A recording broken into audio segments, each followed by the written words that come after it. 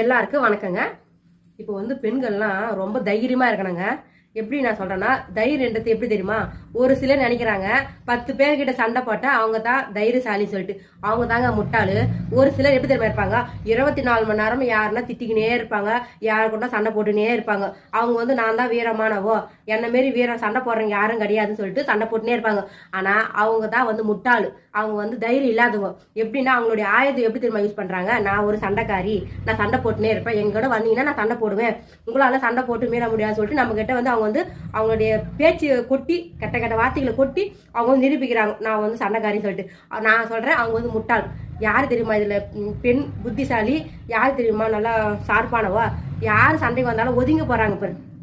விட்டு கொடுத்தோர் கெட்டு போக மாட்டாங்க. விட்டு கொடுத்து ஒதுங்கி போறாங்க பாரு. நம்ம சூழ்நிலை, நம்ம குடும்பத்துல சண்டை வேணாம் சச்சிரு வேணாம் சொல்லிட்டு ஒதுங்கி போறாங்க பாத்தியா?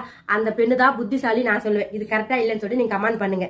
அதே மாதிரி ஒரு பெண்ணு என்ன நடந்தாலும் வீட்டுல தைரியமா சொல்றா பாரு, அவ தான் தைரியசாலி பெண்.